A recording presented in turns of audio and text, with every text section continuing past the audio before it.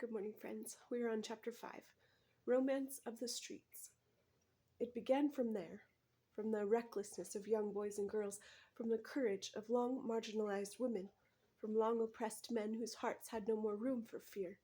We were alone, but we didn't realize it yet, nor did we understand all that stood against us. We remained senseless to the obstacles around us and to the turbulence that even then was springing forth. The Arab revolutions that inspired us would fail us. The members of the world's most independent parliaments would use us as backdrops to posture against, some drowning us in sugared pity, others demonizing us as terrorist, imperialist, proxy, inconvenient fools. The strongest countries promised protection, but gave us only NGOs, warlords, and guns. While our government slaughtered us, propaganda networks claimed that we faked our murders. Eventually, our deaths would become old news. The world would scroll down and move on. But back in 2012, the revolution had been boiling for a year, and there was still so much to learn. Ali al-Babinsi was some years younger than me, a skinny teen from a middle-class home in Raqqa whose eyebrows made a single line above his determined, downturned eyes. In the one photo of him later posted on activist blogs, he had gelled his hair into little spikes. Sprawled on the grass, dressed in jeans and a denim button-down shirt, Ali al-Babinsi did not smile. A laugh tried, but failed, to break out on the corners of his lips. In March 2012, security services murdered Ali al-Babinsi at a protest. Mourners took cell phone video, which they later posted on YouTube. The teen lay on a blanket. His lips were parted, his face dehydrated and lean. Over the choked sobs of the al-Babinsi women, a man repeated the phrase, "The martyr, Ali al-Babinsi. God have mercy on him," and then pulled up al-Babinsi's shirt to reveal the neat bullet hole in his chest. By then, thousands of Syrians had been killed across the country. Al-Babinsi died a death that came to seem normal in the light of later events. Yet, for reasons I still can't guess, he alone would rouse the city. No one can see in the moment which of the 1,000 hidden preconditions have combined to turn a slain protester into a catalyst. You never know which murder will be the one too many. You never know which pebble will start the avalanche. After the security services shot Ali al-Babinsi, hundreds of young people gathered around his family home. An activist pointed his camera at the crowd, and Al Jazeera picked up his stream. The cries of the young protesters rose from the streets, through the wireless signals and fiber optic cables to studios in Qatar, then through satellites hanging in space, until how many of us, who like me sat in our bedrooms watching TV, saw it and realized that Raqqa had at last woken up. The next morning a distant cousin called me. He was a cynical, rough-faced man, 20 years my senior, whom I had never once heard mention activism. He told me to get over to his house and hop in the back of his pickup truck. He was taking everyone he could fit to the protest. I crowded in with 8 guys on the truck bed, some family friends, some from my infinite supply of cousins, and as the truck drove from the city's outskirts to its concrete heart, I turned my face up to the wind. Raqqa's spring was green, fragrant with pomegranate blossoms. Though I had marched in a few protests at the University of Aleppo, I had not demonstrated in Raqqa since the previous summer, and I doubted that the guys with me had ever been to a protest. We didn't gather like this except for deaths or weddings. But today we would make history together, and most of the city was on our side. Before, the protests in Raqqa had been spontaneous and unorganized, much like those in the rest of the country. They were as impulsive as the young people who marched in them, guys like Nayel and his brother Tarek and me. But today it wasn't just the usual few dozen lunatics marching, or even a few hundred. This was tens, no hundreds of thousands who sang and stomped and unfurled themselves through every dusty block. The people want the regime to fall, leave, freedom.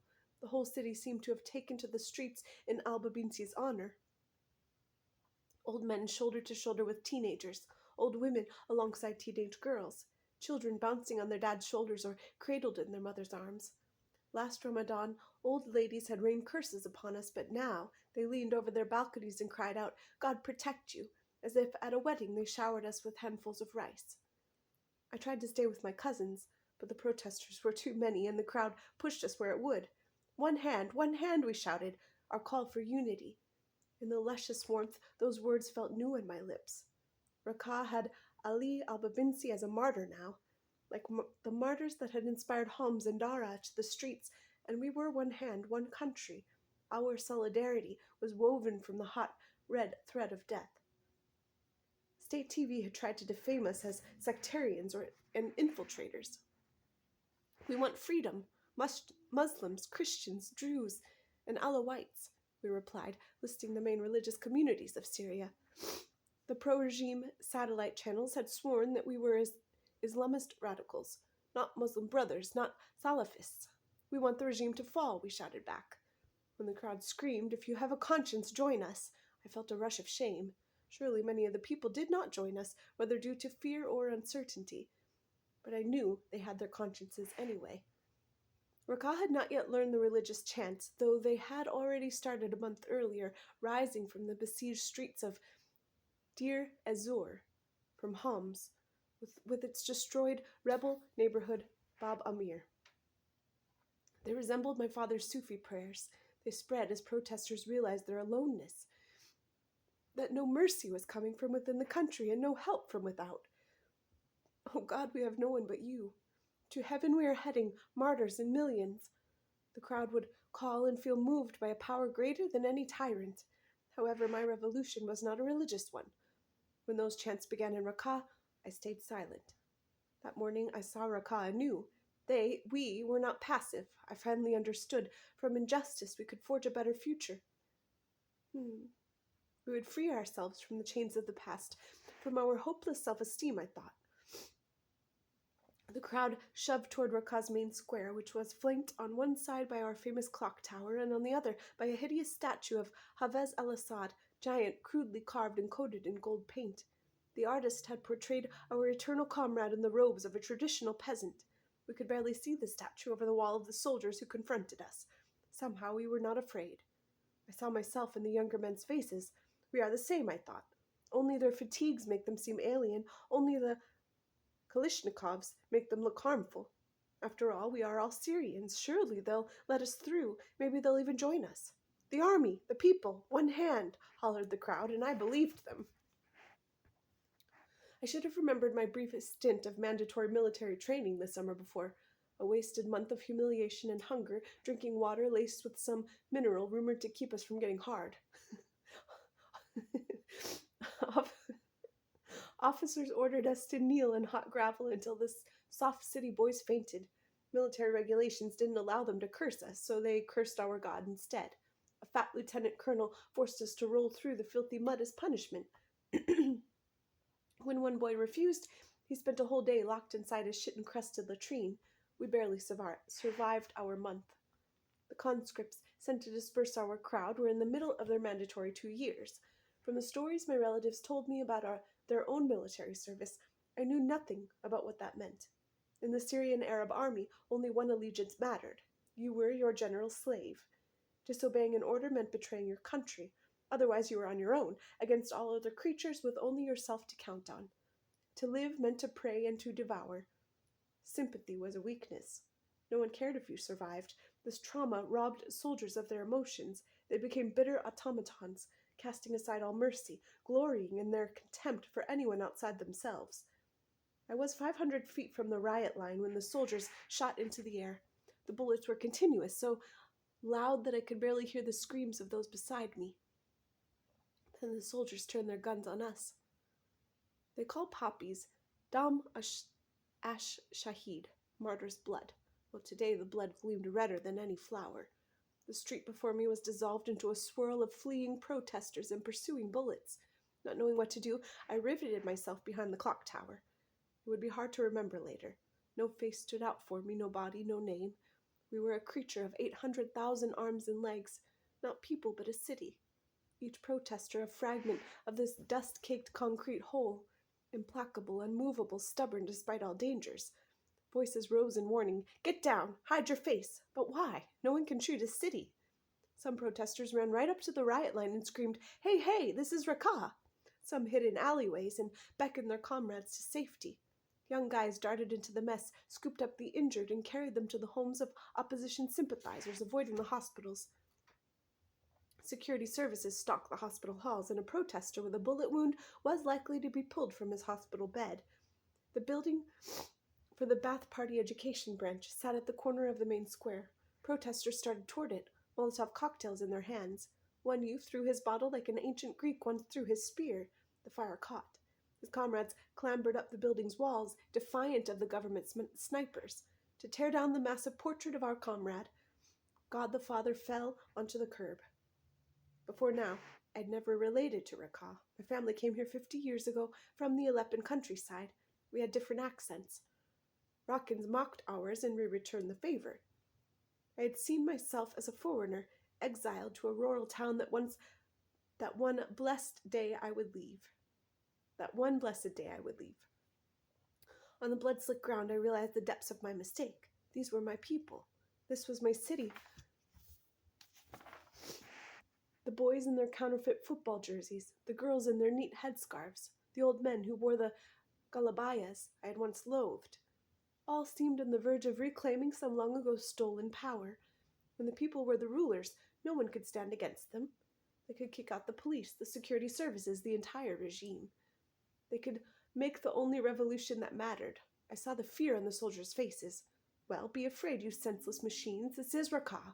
This city will fight you with its scarred and work-hardened hands. We are not rich. We have precious few connections. But we are this country. And there are more like us than like the ones you work for. We grow the food and build the homes and sew the clothes and dig the graves. Our scorned labor moves the earth. Does it? The army killed 21 protesters that Friday. The next day, the families of the slain protesters held their funerals. I met up early with Nael to renew the paperwork allowing us to delay our mandatory military service. Nael also had to visit the Migration and Passport Office to delay the military service of his brother Tarek, who was studying Arabic literature in Beirut. Outside the building, the government had called a loyalist rally. A few hundred bored civil servants who marched silently as a leader with a crackling microphone harangued them with the slogans beneath a portrait of Bashar, God the Sun. In this country, one never escapes the schoolyard. We cracked a few jokes, but our minds were on a supposed kinsman from Dara, a man of epically humongous connections, who worked on the Migration and Passport Office and who would surely pull every string to issue the required paper that would prove Tarek had crossed the Lebanese border. The man who knew my father because they frequented the same mosque kept us waiting for 2 hours because he was embarrassed to ask for a small bribe. We laughed blackly. Nael was unappreciative of the recommendation. Then we parted ways. I to the funeral, Nael to buy a pair of sneakers that he said would help him run away from cops, but whose true purpose was to make him look like a dangerously cool protester. I arrived at the wide Tal Abyad street to find it filled with protesters, mourners, and scads of soldiers shipped in overnight from the nearby army base, Division 17, who treated the crowd with an ease that made it apparent they had no idea what had happened the day before. Or were they this easy because they did know? They formed a wall between the protesters and their military vehicles, blocking the northern edge of the street. In a hazy moment, one even tried to walk right into our crowd of demonstrators. At first we cheered for this son of the nation, so bravely defecting from the oppressor's army, until we realized he just wanted to arrest one of us with his own hands. Startled, he drew his gun. His colleague shot live bullets near our feet. Nael wove through the crowd, equipped with his enthusiasm and his new sneakers. By this time, the crowd had dwindled to a few hundred. The soldiers' instructions had obviously been to avoid adding new dead bodies to the block in any way that didn't lead to Tal Abaya's cemetery. We had been shouting for hours, but this whole thing was starting to seem hopeless. We were exhausted, and people started to leave. With a few further shouts, my voice came out in a painful rasp. Nael and I decided to leave too. We began walking to the left toward an intersection near Paradise Square. Then we saw the clumps of security forces blocking our way home, looking, we suspected, for protesters leaving the scene. They didn't seem to be looking too hard, but we decided not to risk it and ducked behind a fence. We crouched together for a few moments, hearts pounding, until Nael unfolded his long bony body and looked at me with sudden zest. I'm going, he announced. Your shoes, I shot back. They'll know you were protesting. I gave him a pleading look. Stay, I demanded. He didn't care. He pulled his knit cap over his hair, lit an Alhambra cigarette, and walked toward the camel-clad swine like he was giving them a dare. I could have sworn the crazy bastard was swaggering. When the policemen saw Nael, they ordered him up against a wall, beside 9 others they'd collected. One white-capped agent snatched the cigarette from Nael's mouth. Another hit him hard on the back of his neck. From my hiding place, I couldn't see Nael's face, but for 10 minutes I listened as if to a radio drama. The policemen shouted at their prisoners, but I couldn't make out what they were saying. Their words fused together with a ludicrous babble of rage. A silver Opel Astra caravan pulled up, marked with the logo of the Forces of the Preservation of Order. They grabbed Nael and tossed him in the back. Hastily, the car drove away. After I watched the FPO men drive away, I left our hiding place. On my walk home, a relative driving by saw me and picked me up. He took me to his house and brought me tea. I know you need a cigarette, he told me. Suit yourself and smoke in front of me. He told me he'd seen us at the protest on the live broadcast of Orient TV, a pro-revolution channel. Your first TV appearance, he joked, giving me a confusing grin. I told him what had happened, and he called Nael's uncles to tell them about his arrest. I sat there, lost in contradictory thoughts, unsure what it was right to feel. I returned home. On visits back to Raqqa, I stayed in a small room in the basement the government had mandated all newly licensed houses build in case of emergencies. A cell, really, lit by a single fluorescent bulb whose pale light only contributed to my daze. I opened my laptop and clicked over to YouTube. Then I watched the videos. I scrolled through cell phone videos filmed by the army, the security services, the police, and the Shabiha, members of armed pro-government militias, as mementos of the tortures they had carried out. They were posted on countless activist pages and then broadcast in a loop on satellite TV. The tortures took place in empty basements, in bright prison cells on the street. The prisoners were older men whose lined faces resembled those of my uncles, women who beseeched the camera, young guys, their hair still gelled and their chins clean-shaven. In one video, a Shabiha smashed his victim's head with a cinder block. Often the torturers did not even bother to conceal their faces. So sure were they of their impunity. In an obsessive spiral, I clicked on the first link, then the next, then the 20th, my throat tight, nausea hollowing my gut.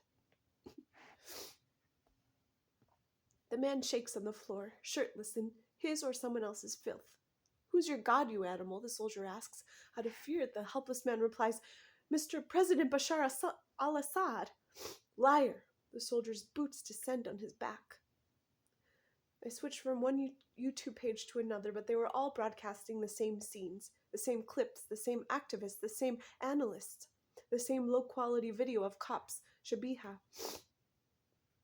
soldiers, prisoners, the same degradation, the same blood, the same deliberate humiliation of Islam that I'd seen on TV last spring when I watched the tanks roll into Deir Azur, a machine gun rat-tat-tatted, and the protesters crumpled like leaves. The tank aimed its barrel at the mosque's minaret. Shells flew. The minaret collapsed. Why? I had asked myself then. What did religion have to do with the protests? Why do you bring your God into this?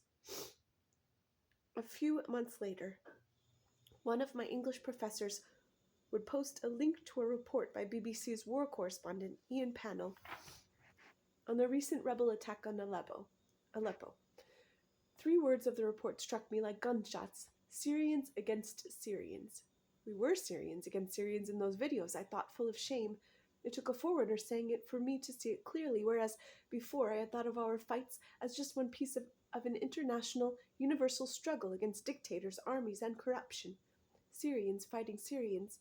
Syrians humiliating Syrians. Syrians. I hated the deceptive simplicity of that word.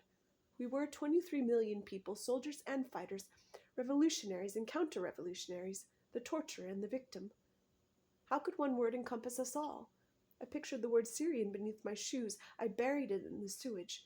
It needed to vanish, at least for now. Bright fluorescent lights. The jailers wore plastic bags over their boots.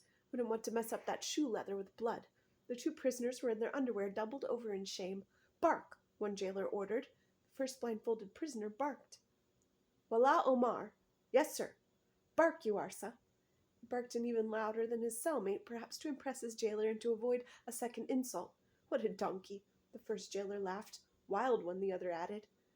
It was the next prisoner's turn. He began to bray.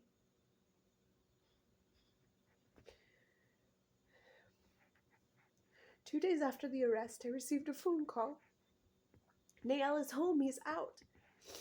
Nael's distant relative was one of the richest businessmen in Raqqa, and as is usual for the wealthy, he had bought the friendship of some local security officers.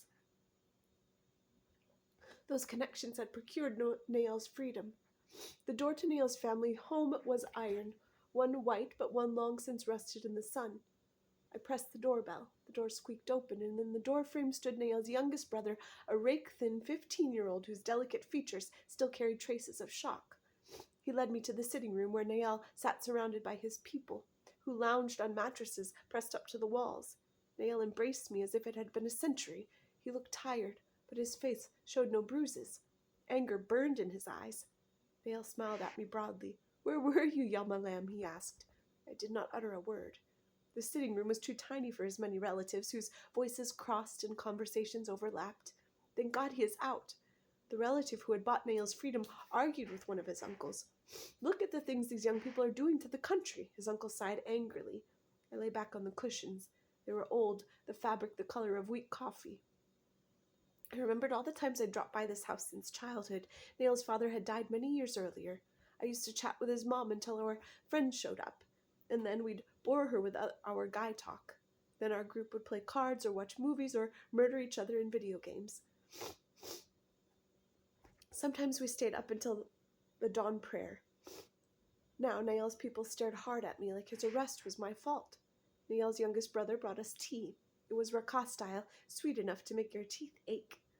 Nael described what he had seen in the criminal security branch basement. The jails overflowed with protesters. Average activist guys about his age packed so tight into their cells that they had to sleep on each other's backs and legs. The security officers, bored with pummeling detainees and sullen since they'd been saddled with extra shifts, cheered themselves up by devising more elaborate varieties of humiliation. As Nael spoke, his pale face reddened. He avoided the details, and I didn't ask.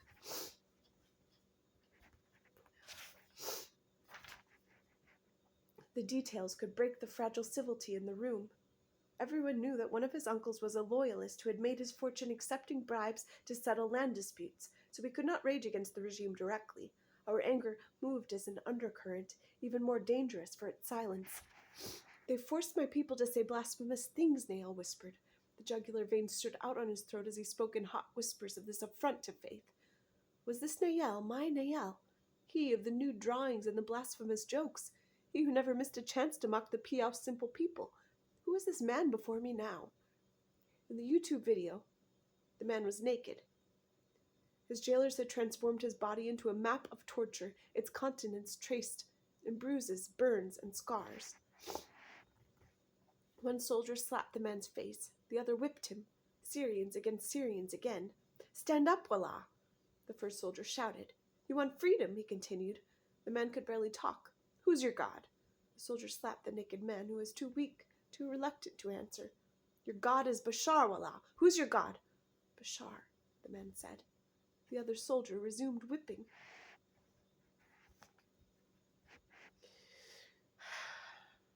Nael's family left. He and I left for the corner room, where we lit our first cigarettes of the night. At first I was too upset to speak. Since the start of the protest we had stuck together. Now too many emotions churned inside me, none of which I wanted to let out. My anger at the blithe way he had walked to his arrest. My helplessness as the cops humiliated him. The nagging regret that despite everything, I hadn't followed him to his fate. "You're blaming me for leaving," I finally hissed. "Well, it's crazy what you did. You benefited no one. They didn't even arrest you. You arrested yourself." Nael said nothing, but only looked at me. Softness and skepticism intermingled in his protruding amber eyes. I continued. "Why should I surrender my wrist to their handcuffs?" Nael smirked at me and then changed the subject. Have a good day, friends.